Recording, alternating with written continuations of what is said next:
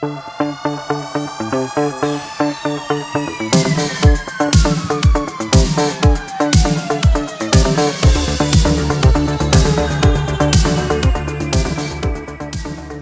right, everybody. We are back. It is season 4 of the Glass Cage podcast. I'm JH. And I'm George. And we've got a few extras today, don't we? Now, this is only for people watching at home. Which I hope everyone is. Yeah, watch. Definitely watch. No, you've got a hat on. You've got a hat on. We got some water bottles here. We've got an esky. We do have an esky. No, so we've got a sponsor. We certainly do. We're proud to have Serafin Machinery. They have come on for a sponsor for us for 3 months. So 12 episodes you guys are going to get in a row. We promised. Yeah, in a row. It's we are beholden. We're beheld. Obliged. We are obliged. No, we can't wait to see how this partnership goes with Serafin. So far, they've been very kind and upfront with us, and taking a punt on us is great. So, it's amazing. Yeah. It gives us confidence to know that what we're doing is not just a silly little hobby, and it's now turned into something more. So no, looking forward to it. Yeah. So good. On that, just a nod to the sponsor. Serafin Machinery have a passion for introducing innovation into the agricultural industry and providing customers with exceptional service and quality products at the best prices. Each day, they strive to be the seeding and tillage specialists. By providing a combination of Australian-designed and manufactured seeding and tillage equipment with imported quality products, Serafin can provide the very best range of farming equipment to suit Australian farmers, contractors and resellers. With dealers in most states, Serafin Machinery believe their continued success is a result of 4 factors. Selling quality equipment at competitive prices. Ensuring every experience is A+ rated.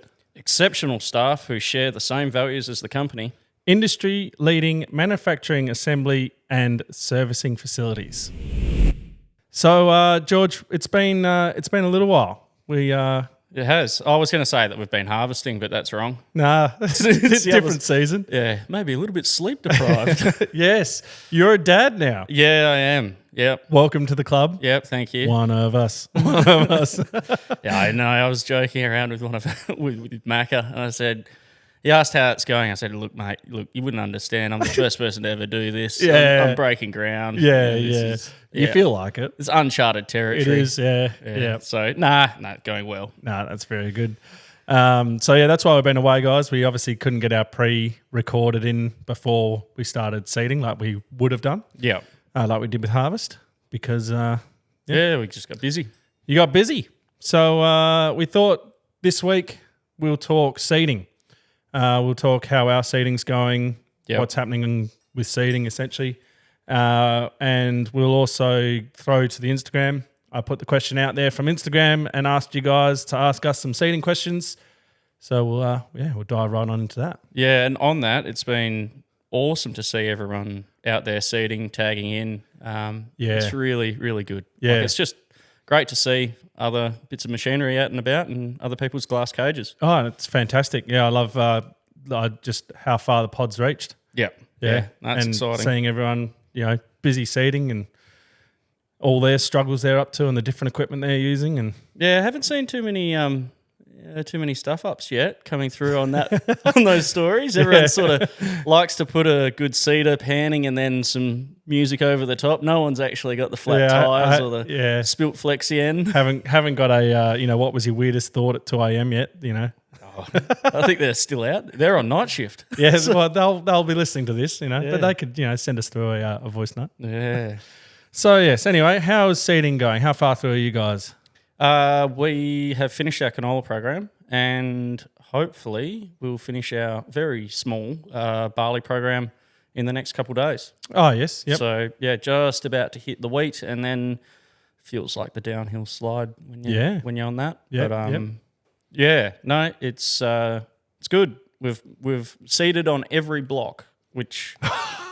That's a lot of travel. It's a fair bit of travel, but no, it's exciting. It's good stuff like the new lease block. It's good to get in and have some new ground, which is it's always exciting to have something a bit new. Yes, yep. So we'll see how that goes. But yeah, canola's all in the ground.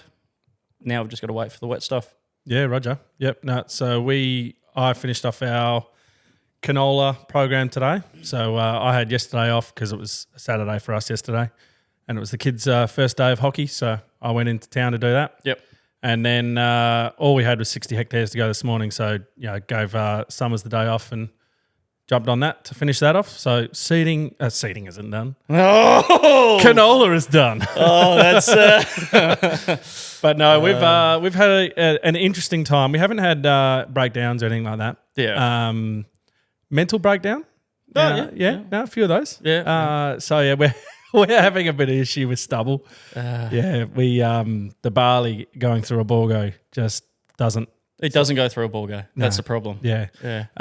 So what we normally do is we have our wheat on the tram, our barley on the tram, and we normally would seed our canola on a 30-degree angle. Yep. For two reasons. We can actually get a germination going that way. Yep. And you can get the stubble to flow through. Now, last year we had to seed our barley in our wheat stubble on an angle. Yeah. Because our wheat was a very good year. Yeah. And it lodged. That's right. Yep. So now we're going back to go, we'll go on the straight. Yeah. It's not exactly working because the wheat stubble's still there, hasn't had that time to break down. So I was planning to go, just always do barley on the angle because it eliminates two problems. Yeah. But coming back with a canola, that wheat stubble's still there. So it doesn't work. Yeah. So, it's sort of like you've used your get out of jail free card and then go directly to jail. Yeah. Do not pass go. Do not collect $200. Maybe pick up a packet of matches. Yeah, no, not doing that. So that's been a few issues for us getting that sorted. But yeah, we've what have we had breakdown? Just trying to think. The tractor, like a steering angle sensor, early on. That's not on a the first breakdown. lap. Yeah, took three of us at a couple of hours to fix. There is. Someone on the Instagram. Maybe I'll leave it for then. But you have had a breakdown that you might be a bit quiet about. Which one? We'll get straight on into the Instagram then, shall we? What has Rigby broken on night shift? Yeah, exactly. Oh yeah, that was an operator breakdown. No, that was a he's that's a good effort. Yeah, so it wasn't too bad. He just had a bit of a scare going down a hill, and the bar went a bit sideways. No, the tractor went a bit sideways. So quite a heavy box pushing down the hill, like 10-degree slope. Yeah, it is a steep slope. Like when you're in the header, like when we used to be here, it was always scary. Yeah, yeah. Well, he was turning on the headland and transporting without the discs in the ground, so he hasn't got much. He's got quite a lot of momentum. Yeah. So anyway, that took us. Yeah, that was a bit of a mission to get that back out. Luckily, no damage. And no injuries, which is always number one. Positive. That no one was hurt. Yep. We can deal with bruised egos. So. Oh yeah. Yeah, and Rigby's can be bruised up a little bit after that because he's done a couple seasons. He's done some hills with that exact machine. So it happens. Happens to the best of us. Yeah. All right. Well, let's jump into the Instagram. Now I'm going to see if this works. My phone's on airplane mode, but we've got a voice note from. I'm pretty sure he says who it's from. G'day guys, it's Nikolai from the deep south of New Zealand. I've noticed that you don't run a settle tank on your Bulgo drill. Don't quote me on it, but I'm pretty sure a lot of the Canadian and US run a settle tank which they run their canola through. So he's right. I think you guys do have a saddle tank.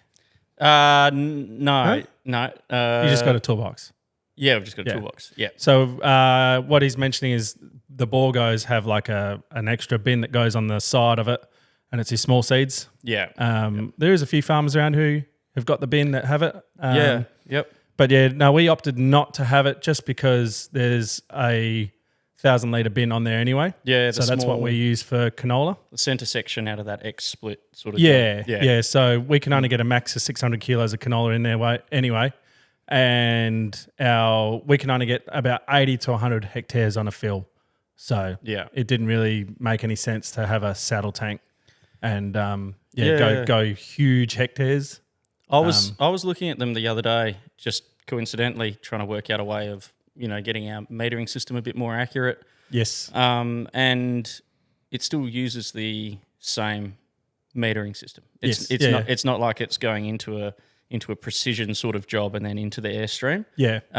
So if it was, then possibly it could be an option. But if it's just still using the what's it called, the Burchard.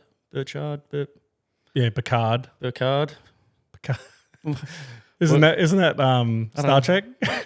That's Picard with a P. Anyway, the system that has an auger into the mainstream, it's not the most accurate, but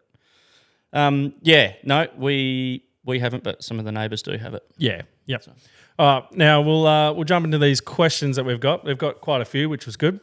So from Liam, when will you guys be getting a new seeder? Now, I assume that's more directed at me because on the YouTube I've been saying how we're looking at upgrading our seeder. Yep. Hopefully for me it'll be next year. Yep. Haven't decided on a seeder yet, but it's most likely heading towards the new John Deere P90 or P80 or what I can't. Seedmaster. It's Seedmaster. Yeah. With their bin behind it. The John Deere bin is very, very nice. I've already mentioned that on the pod. Yeah. The bar is very nice. Obviously, stubble is a concern for us, and we will have stubble issues with it, but it's something that I'm hoping will be a little bit better because it's a longer space between the gangs. But is there a demo machine getting around? Nah, last year. Yeah. I reckon they could find another one to come and demo. Well, see, I've finished all the problem paddocks, so send them back in. Send them back in. For me at the moment, that's it. Vadestad, Seedhawk aren't actually bringing anything into the country. They've sort of abandoned the Australian market at the moment. Yeah, I guess because we kept calling them stubble rakes. Might have been a bit of a... There's a lot of farmers down here that are wanting quotes and there's still quite a few of them getting around. I won't go into detail of every other machine out there and why my cons towards them, but yeah. Yeah. Cost seems to be it's normally a huge con. Yeah. Yep. But what about you guys? You guys have now picked up that lease block. You're doing your whole program, which is same as me or slightly more now. Yeah. With a 40-foot bar. Yeah, 12 metre. Half. Look, we have discussed getting another bar. Won't be a new machine. Actually, there's another question in here. I will say who it is when I get to it, but they ask why not go for 240s? Yeah, well, that's what we're discussing, whether we just get another one of find another 3720 coulter drill. Yep. And run a pigeon pair, which, for the consumables, everything else, repairs, that operation. From Matthew. Yep. No, good. Yeah, like that's what we're thinking. Yeah. If we do find ourselves again picking up more land, because we are stretched right to just about to our maximum for seeding capacity. Yeah. If we do get any more, then we will. The way that we'll go about it will be get a second machine. Yeah. Run a pigeon pair. Yep. Cost of consumables. Hopefully there can be some aftermarket stuff that comes and can drop the cost down a bit. But keeping the two machines the same would be the idea for us. Yeah. And then for me, upgrading, why wouldn't I go to 240s? It's more labour. It's another tractor. You've been set in 80 for a while. Yeah. And there's a lot more compaction when you do 80. When you do 40. Yeah. You're doing twice as many passes with the seeder up Yeah. and down the paddock. Every tram goes over. Yeah. Yeah. Okay, so, and I'm going to get this wrong, but do we... oh, God. Oh, here we go. Let's just... We'll call him Glendon. How do you manage pre-emergent herbicide? Well, I use a boom spray and I apply it. and then we incorporate it with our seeder. Yeah, so I'm not too sure which way you're meaning in that, but yeah, we just try and plan not spraying too far out in front. Yeah. With obviously our canola, we can do up to 5 to 14 days in front. Yep. So, but we never kept Henry that far out. Yep. And then now when we're going into cereals, he'll be only 24 hours out in front because we're using Treff. Yeah, I try and keep Treff even closer again, just because like at the moment it's the sun, 30 degrees, clear blue skies. That is the killer of Treffland. Yeah. And yeah, just trying to find that window that's not an inversion. Like at this time of the year, the time that delta T, temperature, inversion. Yeah, so yes, boom spray. We'll be doing little chunks for us. We'll be doing little chunks often. A lot of sitting around waiting for conditions. Yeah. But yeah, for the canola, we used Overwatch over nearly all of it this year. Yep. And that gave us, you can go a couple of days out in front. Yeah. And feel pretty comfortable. I think the bigger question is how do you manage coming back? So you still got to do your pre-am out in front of your, let's say you're underweight now and we've had a rain, let's just say. Your canola's germinated, you need to get back and do your second pass or your first pass post. Yep. That's the big one of how do you manage that? Because you got to try and get out in front enough from the seeder with weather conditions to then get back whilst doing a boom clean. Decontaminate. Yeah. So then that's the one. Yeah, that's where you got your hole hanging out as a boom spray driver. Yeah, or you have a day off for the seeder. Yeah, or you have 2 booms. Or 2 booms. But we're not all livid in cash like you, mate. So. We just didn't sell the old one. We got the third one as well. Yeah, you got it. Yeah, there we go. So how many boom sprays do you have? Well, technically like 5. But all right. Now we've got one from Summers who has been on the bar and he's written, how do you get stubble to flow through an effing Borgo bar? Well, that's your problem, George. Burn it. Solve it. I'd say burn it. Coulters could possibly help. Maybe not. On the angle. See it on the angle. Anyway. All right. Now just lift the tines out. No, just don't spread do it that. on top. You can't actually do that with a Borgo, so you have to have the tines down. Otherwise, the meeting roller won't go. Yeah. All right. There goes that. Summers also asks, where do you both want the future of farms to go? Is in progress, and are there any goals? Oh, that's wow. He's gone from there. That's a deep question. Yeah, I guess he must have had a walk around the bar. Where do I want it to go? To a easily managed system. Yeah. Always, profit is the profitable system is the way you want to go. Yep. But something that is going to work year in, year out, and the goal is to not die on the farm. Yeah. Not live on the farm. Yeah. But make so you got the system well enough that you can go away on holidays and enjoy life. Yeah. I'd say yes. Same. Like obviously, you can do a lot more good if you're profitable, if that makes sense. Like environmentally, reduction of inputs, all that sort of jazz. Just want to be doing it cleaner and greener, better. Want to be better than what the Greens and the city people think organic farming is. That's what I want to be. Is just like do it better than what they think it currently is. Yeah. Yep. All right. So the next one is from Rory, and he asked, "Why does George keep coming back?" Now, obviously, he's meaning Summers. I'm just too good to work for. Either that, or I keep paying him too much. Yeah, I was going to go. Well, it's either that, or you've got some hostages. And I'm not sure. I don't know. You'll have to ask him. Yeah. So Josh Patola was the one who asked if you guys are doing any more skids with your tractor. Oh, referring to that. Yeah. Thanks, Ted.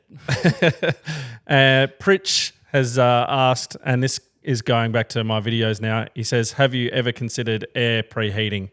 On my latest video on YouTube, we mixed the the Ag Star and the urea together. Yep. And as soon as the moisture came in, it just started blocking. Yeah. So to your answer, we have got oil coolers on there. So that's a radiator cooler that's cooling down the oil, but it's heating up your air, obviously, because it's a radiator. Yeah. And we've got that on the pipe that has the fertilizer go through, but it's not enough. Yeah, they're good. They're better than nothing, but the old gas heaters are always the go. Yeah, well, you guys have got the makeshift bomb on the back of yours. Yeah, I mean, it's a barbecue burner. It's slightly less refined. Don't incriminate yourself. Yeah, slightly less refined than previous models. But yeah, look, that is extremely effective. We had Jack's thermal scopes out the other day, just playing around with them, and you could actually see the hot air running through the hoses. We have always we've blended our compound MAP and urea. We get it blended at CSBP. Yep. And then so different ratios of blends, 60-40, 50-50, sort of depending on what we're doing, canola or wheat. Yep. And we don't have many issues with ours, even seeding in like drizzle. The other day we were seeding in drizzle with the heaters on. It was all good. You did it at the start, but then that's when you guys busted out that barbecue burner. Yeah. And I think that was on the Seed Hawk. We had one on the Seed Hawk. 1.1, version 1.1. Yeah. Yeah. Yeah. All right. The next one is from CVOHL1. Barcode. That's good. Hopefully people's phones and computers haven't just crashed. 11001111. He's asked, what liquids are you using this year? Obviously Flexian, but we spray on Flexi. We don't do liquid on bar. Yeah, no liquids on. I'd love to, but yeah. So we don't have a liquid card on our seeder either. Yeah, so I'm going to put a liquid card on my seeder for next year. If we could, I would have 2 tanks. I'd have ideally, a variable rate wetter. Yep.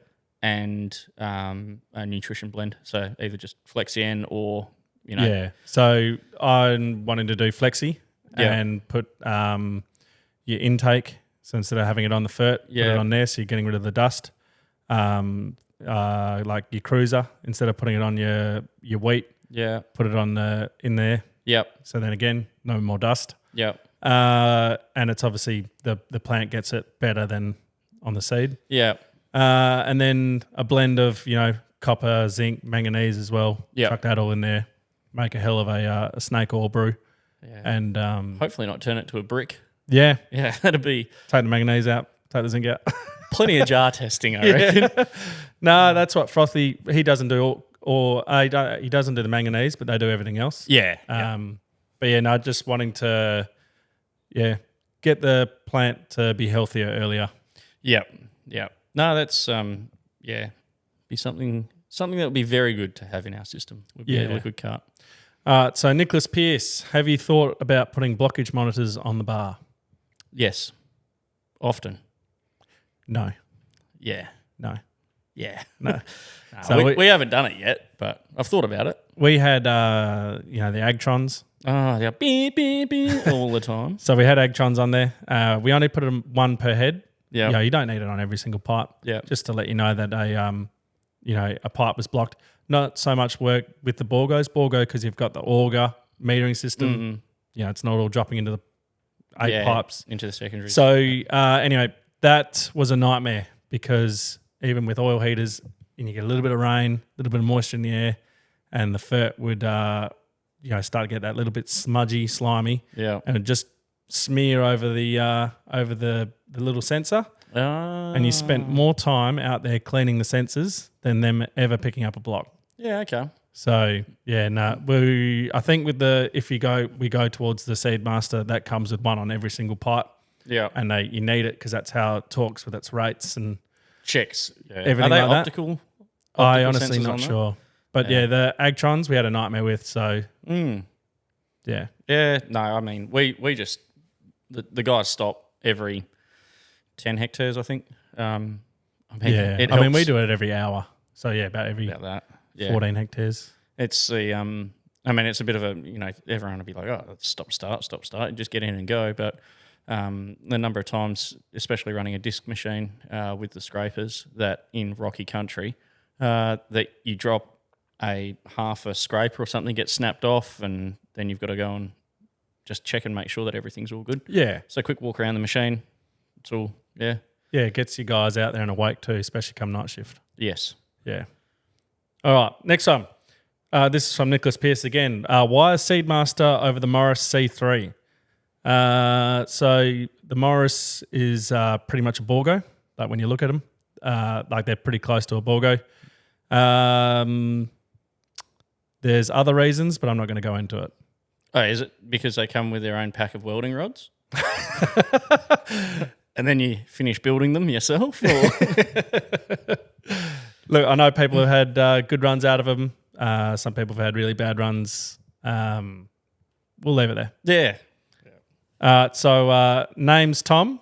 He says, purpose of jewels on the back of the air cart, and does it affect germination?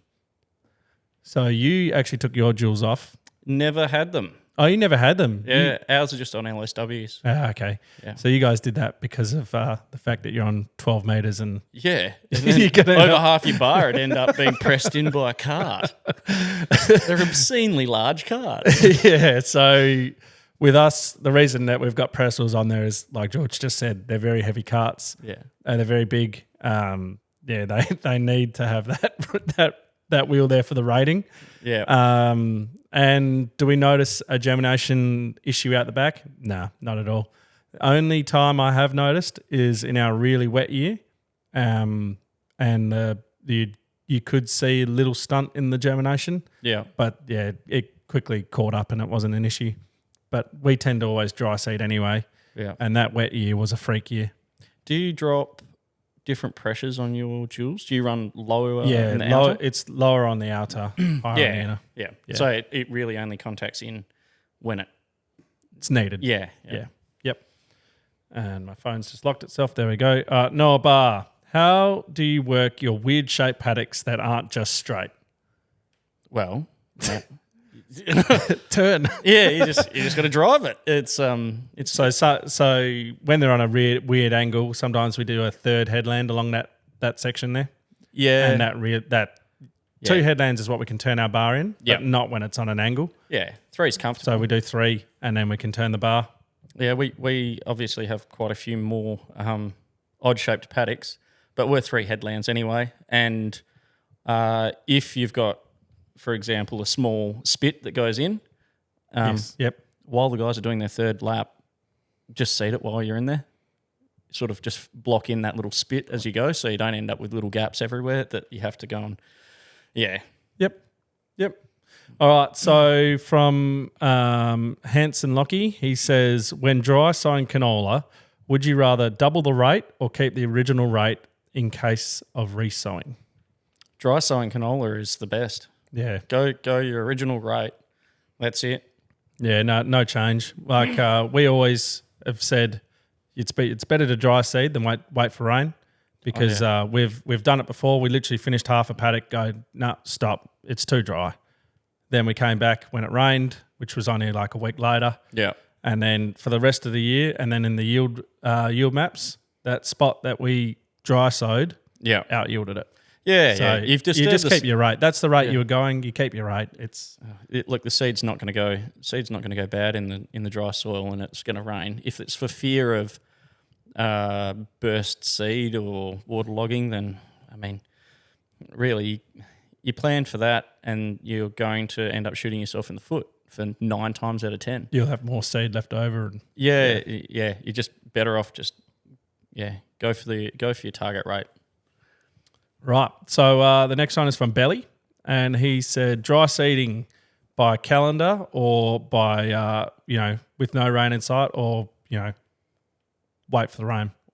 So start sort of taper your time. Yeah. on forecast. Like we're a calendar start. Yeah. I aim to start 10th of April every single year. Yeah. We've done that. Yeah. Yeah. So I guess the con to doing that is the seed's in the ground. There is a chance that the rain might not come, but it's a chance that I'm willing to take. Yeah, I mean, It'll germinate. Yeah, well, If it you won't get a germinate. false- It won't germinate in the silo. No. And then, if you're waiting for rain, it could. We all know what the weatherman's like anyway. We have the same when we're going to do our flexi and urea in growing season. And it's like, yep, it's going to rain. All right, let's get seeding, and then it doesn't rain anyway, and you're like, Yeah, it's on the precipice of season change that those forecasts are pretty difficult to get right because everything's changing. But it's always a sliding target scale. Yeah, Calendar. Generally, just get go for it. Yeah, get it done. Yeah, you sort of get it. Well, now that we've got so much to get over with a small bar, you're sort of limited. If you wait for rain, you're going to be seeding into August. Yeah, yep. All right, so Heath has asked, how many hectares an hour can you run your seeder at?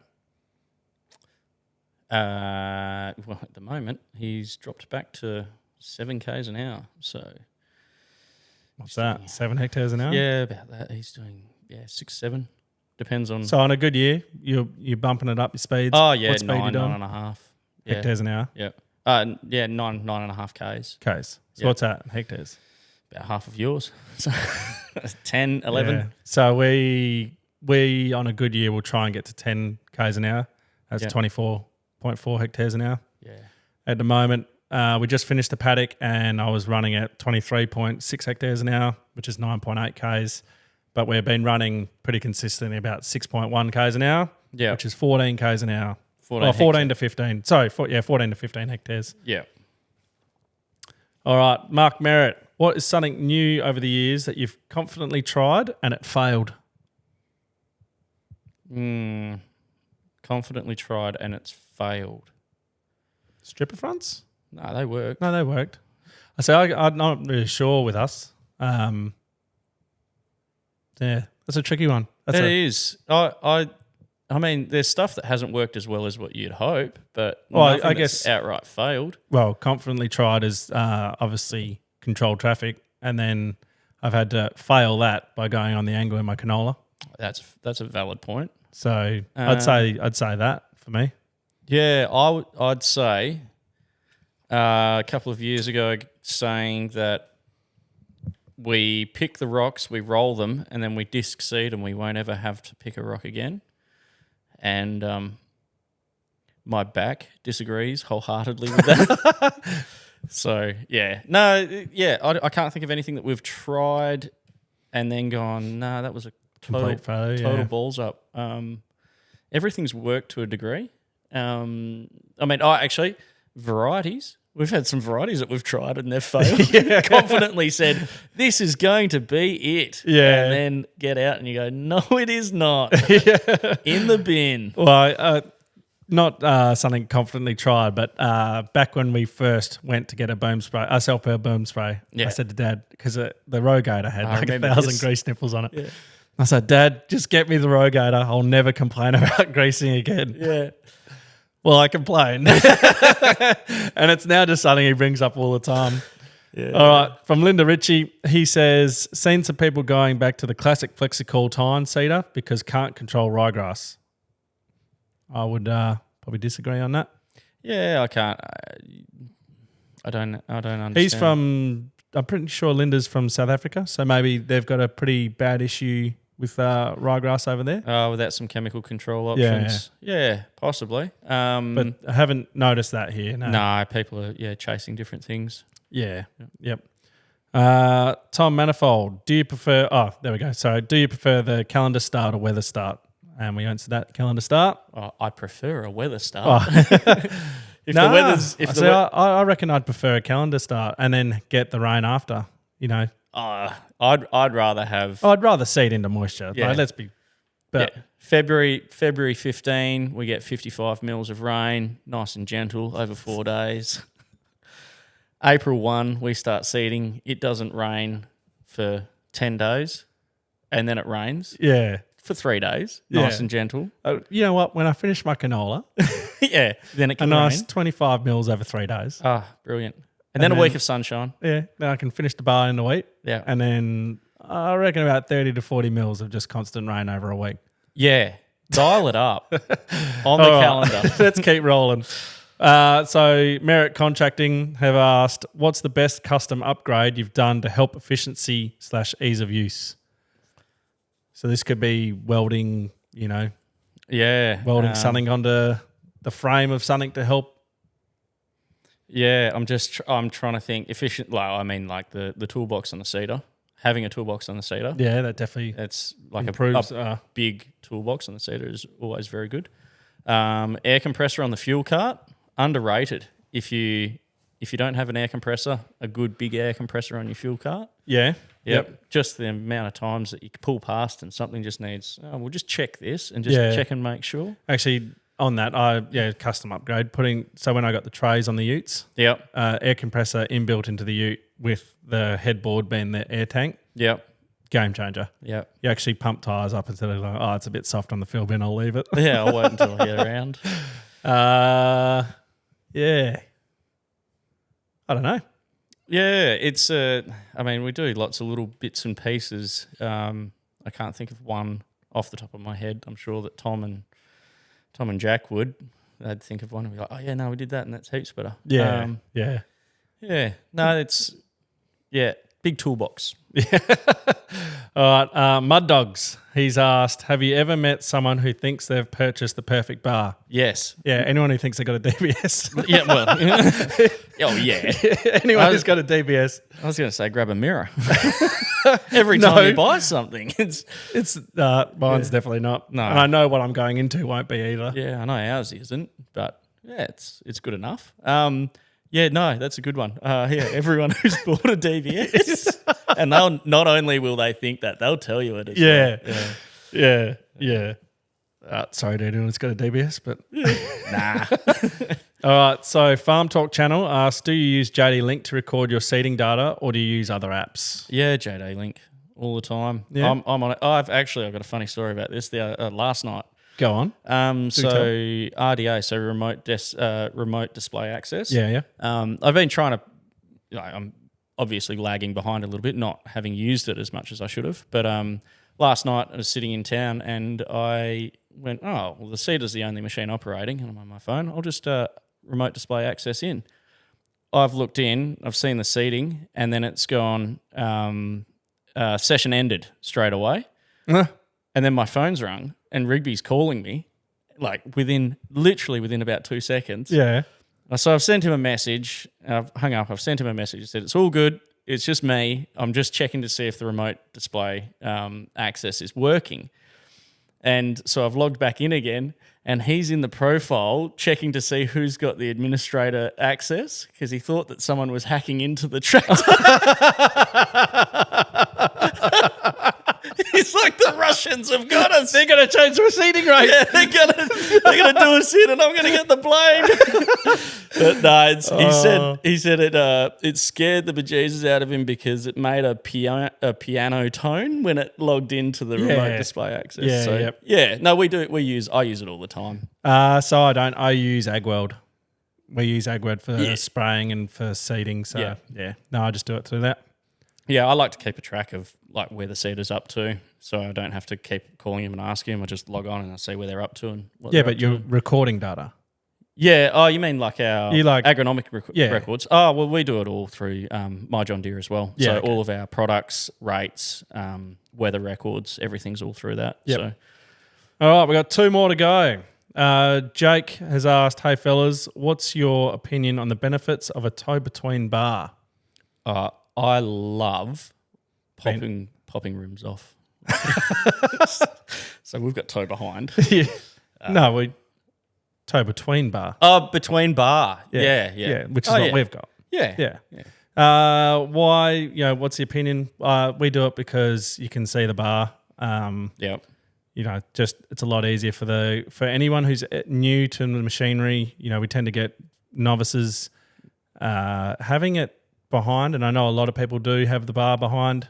Yeah. Even with cameras, doesn't do a good job. I don't know. Each to their own, but I have honestly not noticed a yield difference from the bar behind.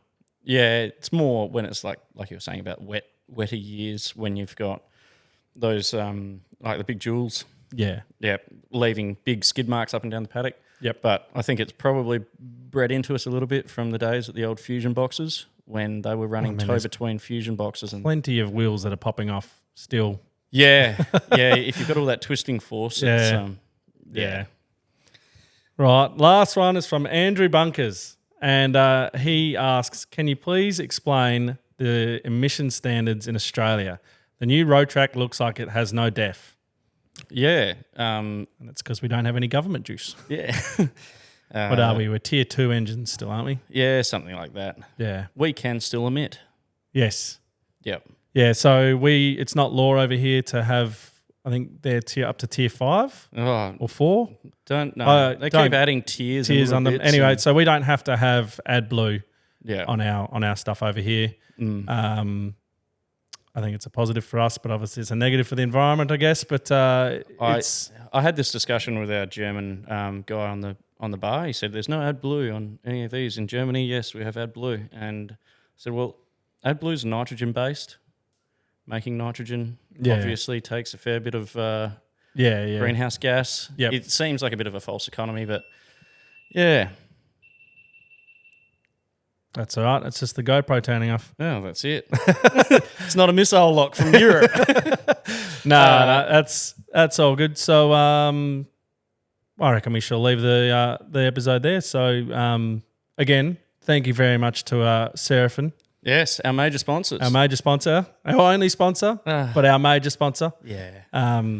Thanks again heaps to those guys. Go and check out their socials. Yep, go over to Instagram. They've got an Instagram. They got YouTube, Facebook, TikTok, all of that. Everything. It'll all be linked in the description below. Yep. But a call to action, guys, a really helpful thing for us would be if you could go over and follow their Instagram page. Yeah, definitely. Yep. Go and have a follow. Go and have a look.